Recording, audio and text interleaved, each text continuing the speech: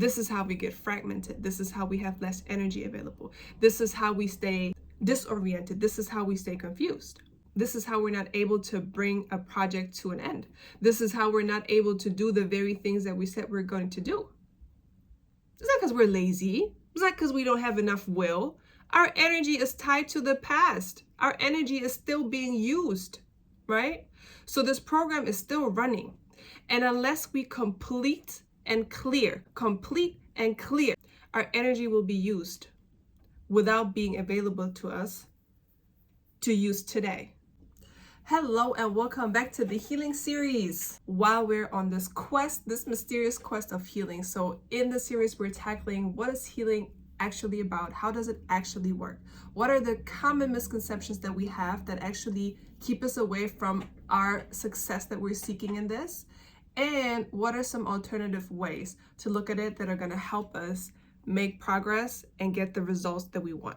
Quick recap. In the last video, I already started with the most common wrong ways in which we look at healing. And as I said in the last video already, those are not things that we openly articulate. Those are things we don't even know how to really speak about this openly. But if we observe the way in which we talk about healing, the way in which healing is taught to us, right? Sold to us. What are the implicit beliefs that we actually have about how healing works and what do we actually expect from it? The second point that I was talking about in the last video of how we get healing wrong and how we actually have to look at it is we look at healing as something that we just have no control over. Something that we are at we're at its mercy. This is what we implicitly think. And I was talking about how the role of agency is so crucial in our healing work. In the first video, I speak about this in great detail, so I recommend you to go check it out if you haven't seen that yet. But we have to get a little bit more granular. How important the notion of agency actually is in the success of healing. And for this, remember, I spoke about the anatomy of the wound. Everything in existence is fighting for its survival.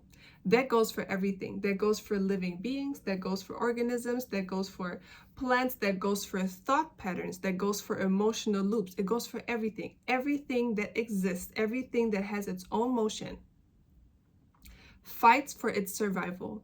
And it's the same with your wound. Our wounds fight for their survival, and it sounds counterintuitive because we all want to heal from the things that we have once seen. We all want to be free from it. But the reality is that consciously or subconsciously, it doesn't even matter, that the wounds that we have continue to go on until we declare that it's time for this to stop. And again, I said very clearly, this is not me saying, oh, you just have to be decisive. You just have to decide. Once you decide, then you're just going to heal. We all know that's crazy. We all know that is something crazy to say. We don't heal just because we today make a decision. You know, the healing work is still the healing work. I'm being very clear with this. You still have to do what you have to do.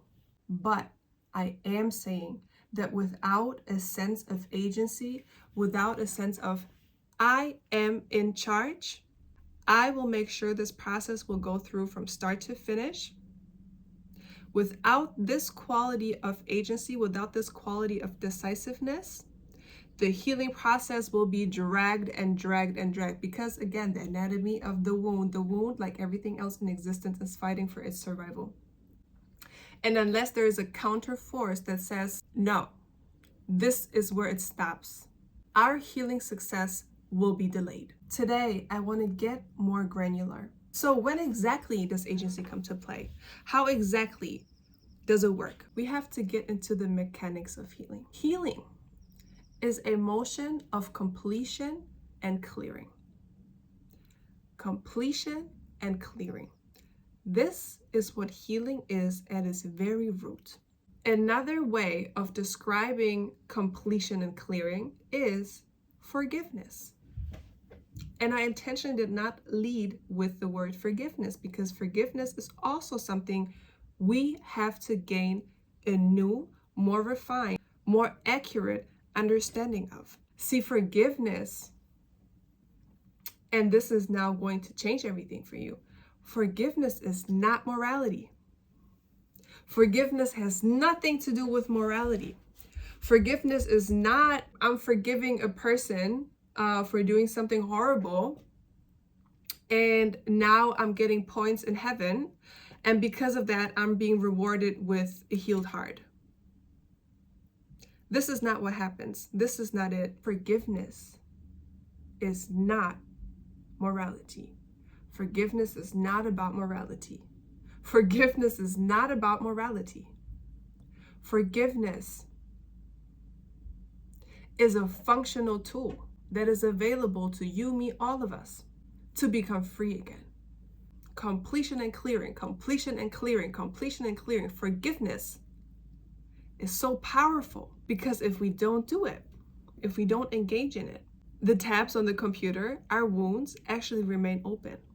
And we all know what happens with tabs that are open on a computer, even though they're running in the background, they're still drawing energy. And this is the same thing that happens with us. If we have things that have happened, wounds that have never been cleared, that have never been completed and cleared, I'll talk about why I use the term completed, that have never been completed and cleared, if we walk around with them, we have like hundreds and thousands of open tabs in us. And with that, our energy is tied to the past. We're waking up every morning, we're brushing our teeth, we're washing our face, we're putting our makeup on or whatever we're doing, like we're getting ready for the day. We're thinking we're in here and we're like in a forward motion. But if we have wounds, if we have unclosed taps, these things are pulling energy. And these things are now pulling energy because our wounds did not happen today. They happened a little while ago. Some longer, some less long, but in the past. With that, our energy is being tied to the past. Our energy is literally being tied to the past. Whenever we have a wound that is uncleared, we have a running tab, an open tab on our computer that is pulling energy. And because this is something that happened back then, our energy is tied to the past. This is how we get fragmented. This is how we have less energy available. This is how we stay disoriented. This is how we stay confused.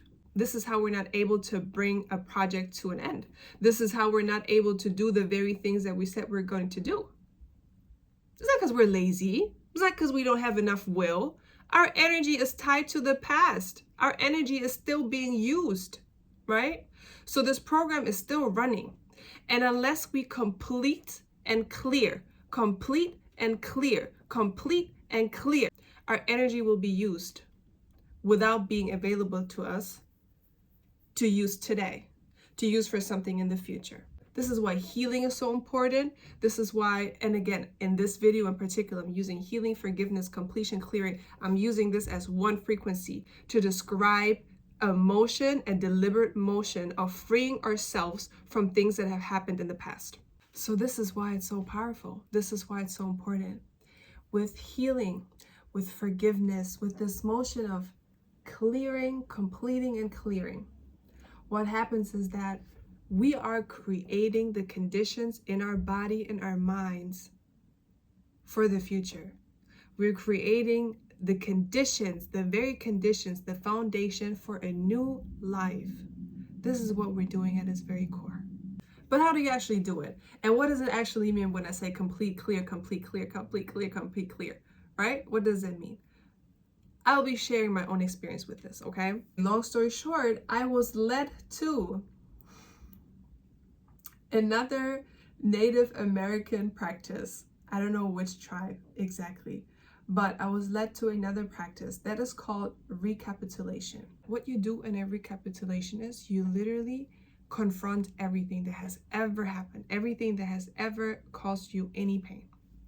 Okay, so what I did is I literally made a list of all the things I remembered, big, small. I kept adding, I made a list of all the things, big and small, since the day I was born, okay?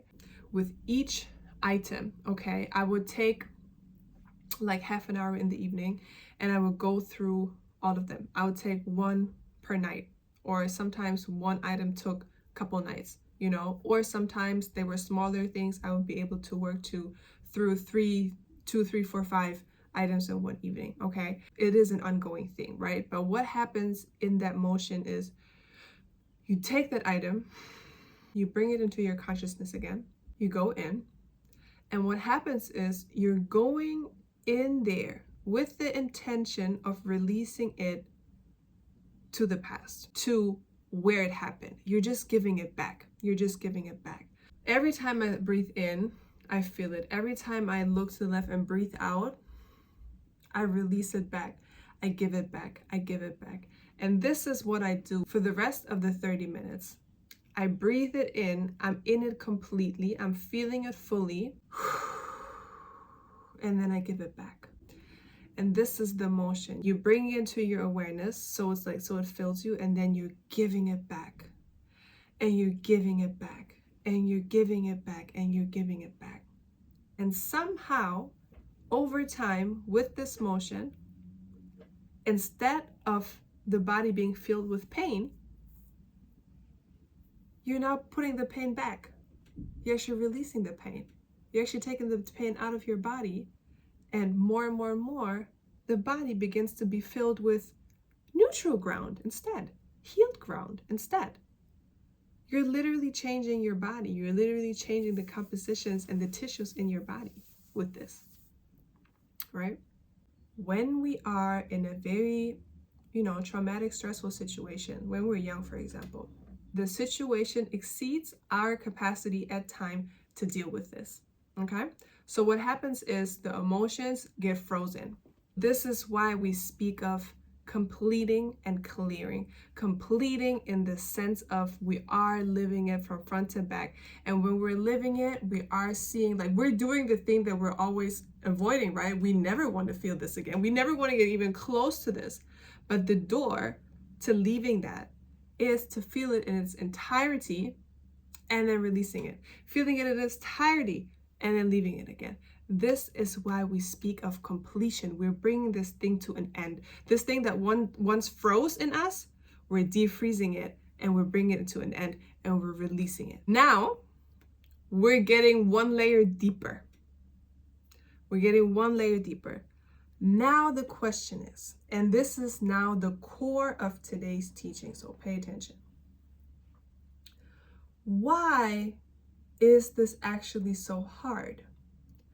Why is this something that we shy away from and usually avoid altogether, like subconsciously? And even when we bring ourselves to releasing or forgiving, like, why is it so hard? The answer is very close to the anatomy of the wound, okay? Another way to say this, and this is also by Caroline Myss and her work. She says, and this is very interesting for where we are right now in the conversation. She says, the things that keeps grief alive the most is not the incident itself, but the need to know why it happened.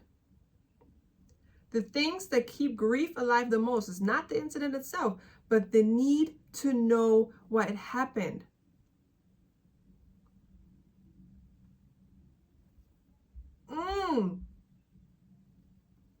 It's this need to know. It shows in, why did this happen to me? Why did they do that? Was there anything I could have done differently? Was it my fault? Did I do anything wrong? All these questions. This is the mind loop. This is how subconsciously the taps are staying open, because it's still not grasping the situation. It's still confused as to why, like, what happened and why it happened. This is still going. This pondering, this open tap, this is the lifeline of each wound. This is why it's still alive, because it's still working, it's still questioning, it's still going, it's still going, it's still going. Even though we think, we've successfully suppressed it, but it's still going in the background. Back to why it's so hard to release and why it's so hard to forgive, why it's so hard to clear things out. When she says the thing that keeps grief alive the most is not the incident itself, but our need to know it. So the need to know has its own life. This is the force, right? This is the life force of the wound.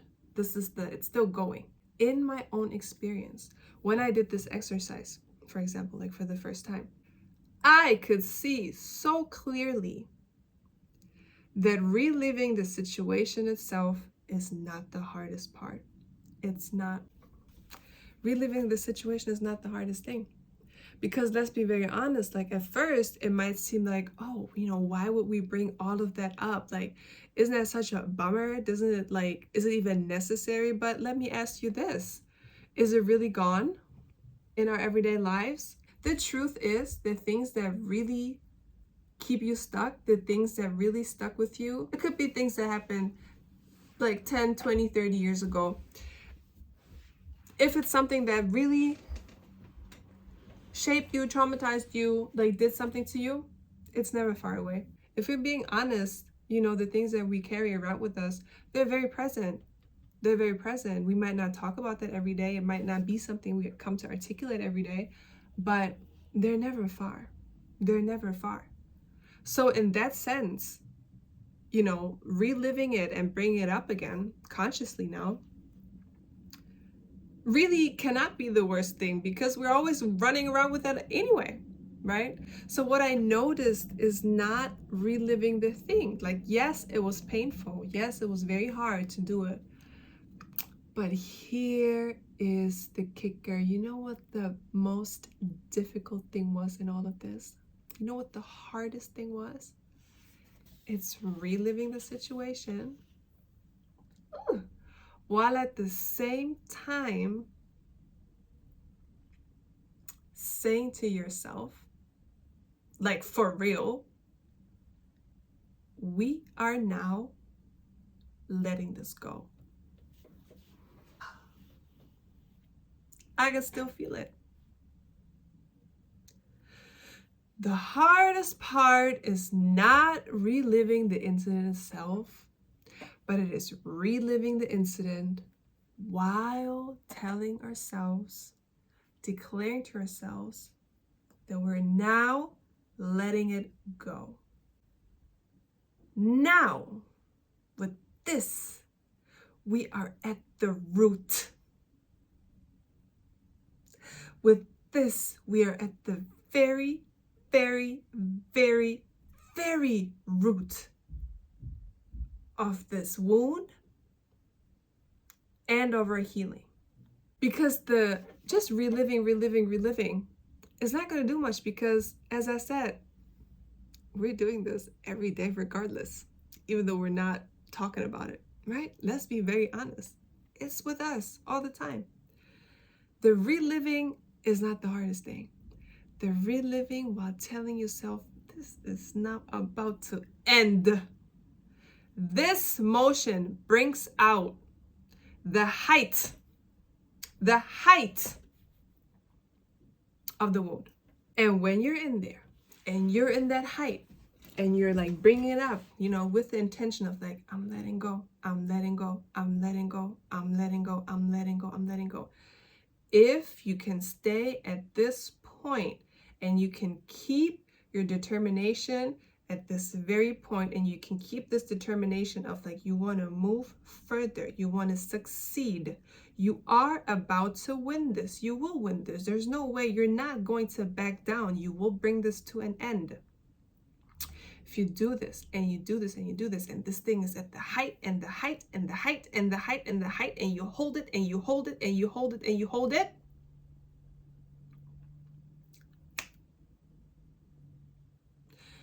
it reaches its highest point, and then it falls away. And then it falls away. And this is the motion. This is the motion of every single wound in this world. It always goes like this. It goes like this with fear. It goes like this with pain. We hold it if we can hold it to its highest point, and we do not back down, and we can hold it, and we can hold it, and we can hold it, and we can hold it. It falls away. It falls away. So in that sense, I know I'm giving you a lot of very deep info right now, but in that sense, when you're reliving it and you're adding the determination to now let it go, with that, causing it to reach its peak, this peak that is so hard for most of us, that is the reason why we just avoid it altogether, because we don't know, what I'm telling you right now, most people have no clue This is how it works. And when we don't know this, it's the most unnatural thing to walk into that. Why would I do that to myself? Why would I do that? That's crazy. But they don't know what I'm telling you right now. This very peak that we're usually avoiding, that the majority of humanity is avoiding, is the door. Is the door. And this very thing that I just told you puts you ahead of the game by miles. Because this is where most people stop. This is what makes it so hard. This is where most people stop. Most people do not know what I just told you.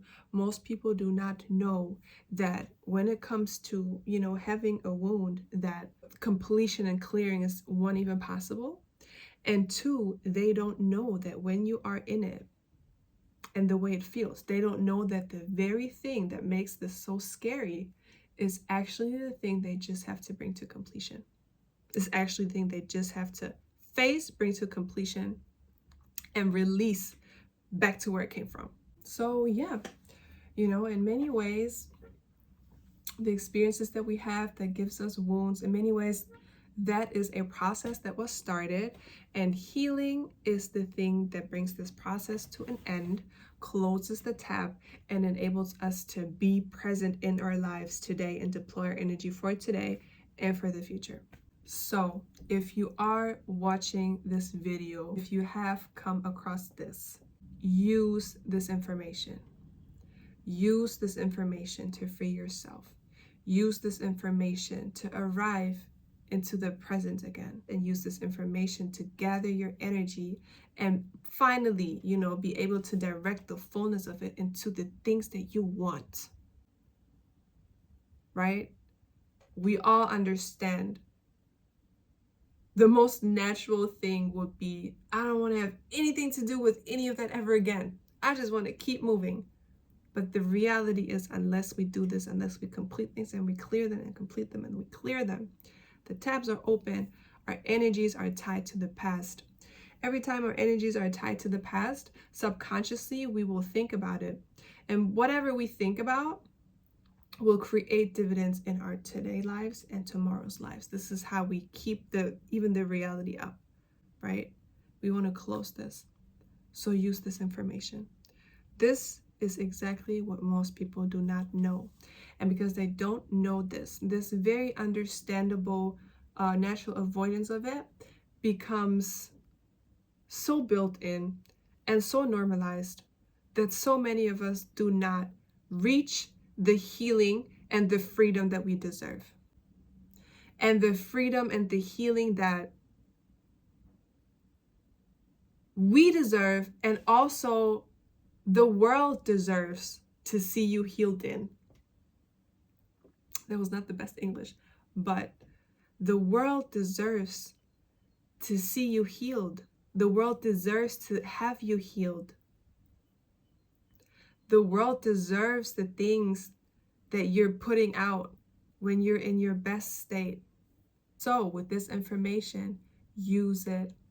This very thing that causes people to run, use it to your advantage. It's a good thing. It's a good thing. It's what gives you freedom. This is how forgiveness works. This is how healing works.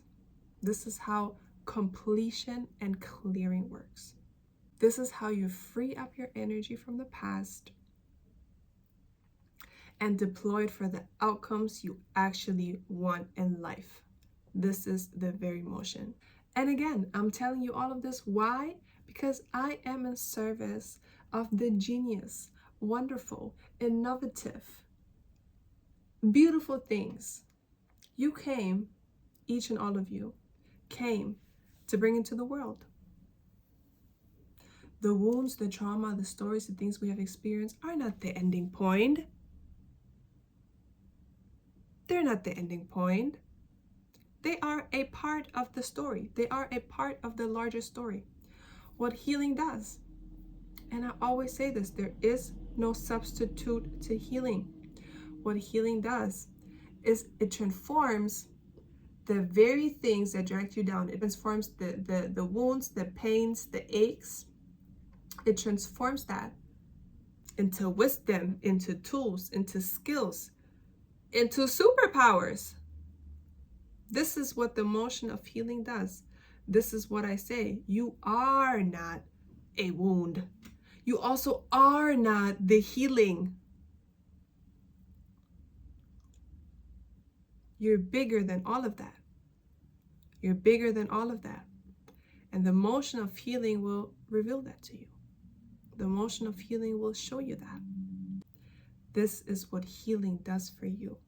Healing pulls all the toxins and the pains and the aches out of it and transforms your experiences into nothing but knowledge, wisdom, and skills and help and medicine from the world. So now we are ready for the last and the third point, which is the misconception of healing being something that we have to stop our lives for. Actually, no, because I already slightly gave you an insight of how healing is actually an integral part of you living your most authentic and real life. Most real to why you really came into the world. But we'll get into that in more detail in the next video, and the last part of the series on how healing actually works. I hope this video was helpful for you.